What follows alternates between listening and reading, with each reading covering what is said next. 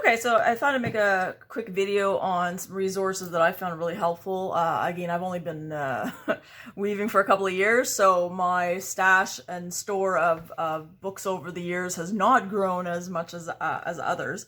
I'm also very lucky. I belong to a Weavers Guild, which allows me to borrow all sorts of books so that I don't necessarily have to buy them. But there are certain books that I think most weavers will have in their own possession because they will refer to it on a regular basis. Okay? The first one I think that most people are going to look for, that was recommended to me, I found it completely invaluable, is Learning to Weave. And it goes through all the ins and outs of things, all the basic things that you need to know, right?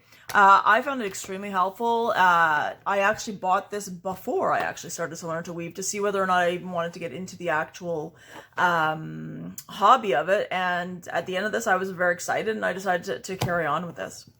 Now, the next one, I've already done a video on this, basically the complete book of drafting. So in order to be able to read a pattern and translate that into threading your heddles and putting the different treadles and the tie-ups and so forth, you need to be able to learn what we call a draft, right, which is this pattern.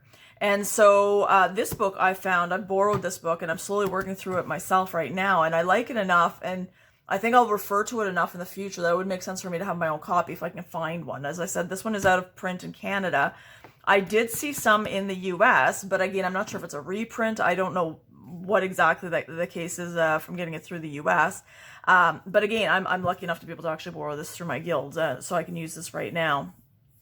It goes through basically, it's got all sorts of lessons. It's talking all sorts of drafts that you're going to look at, things that you can practice as you go through. Again, I've only gone a few chapters in and I've already found it to be quite invaluable as well.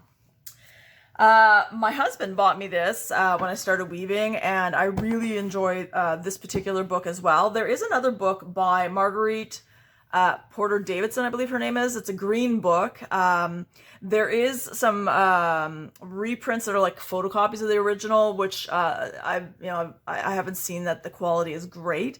If you can find an original version, that's great. I have not been so lucky to do that, but again, I can borrow it through my guild.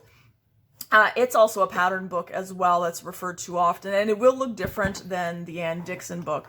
The Anne Dixon book, basically, as you go through, I love this one here because of the fact that it's got the color pictures. I like colors. It's got all sorts of different types of weave patterns here. It's obviously showing you, the threading, your tie-up, and the treadle pattern and so forth as you go through that. So I can, decide, I want to make my own towels and I want to use this particular pattern, so I can get, very creative with this. I really enjoy that. I also have, I subscribe to Handwoven, which I found to be also an invaluable resource. They've got articles on different topics, obviously in weaving. They've got different patterns depending on what kind of looms you have as well, and I found that invaluable as well. There is also various videos that you can purchase, or you can Long Threads Media, I believe it's called.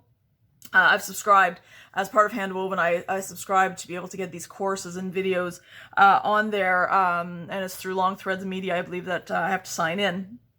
And I go to the weaving section. They have it on weaving, spinning, felting, and all sorts of other things as well. And I really like that because I'm a very visual person, so I do appreciate being able to physically see what that is, be able to pause it, do the next thing, and so on and so forth. The other thing I would suggest, and again, not from this company specifically, but I do have, I shop at Maurice Broussard because it happens to be not too far. It's only a few hours away from my house, so in terms of shipping, it's not as bad as some other companies that, let's say, for example, in the US. But wherever you happen to buy your threads or your yarn from, if they have a sample booklet, that becomes quite invaluable. Now, again, the price list, obviously, for whatever sample booklet you have will change from, obviously, year to year. But if you're able to actually look at it, because I can't physically go, Maurice Broussard is in Plessyville, which is about 3 hours away from my home. So I might get there once a year. But if I want to order from them, I know exactly, right? I can open it up, I can look at it. It's got the threads, it's got the exact colors, it's got the thickness and so forth.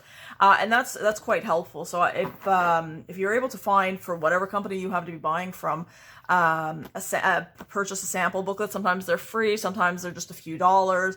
This one obviously was a little bit more expensive because I just wanted everything that they had, because I figured down the road as I get more experience, I'm going to be checking things, and that has actually happened in my case. But again, if you're only going to use, cottons, for example, like 82 cotton, well, you only need the sample card for the 82 cotton. It might only be $1 or $2, for example, to have that, or it might be free depending on the company. So that's something that you can easily determine as well.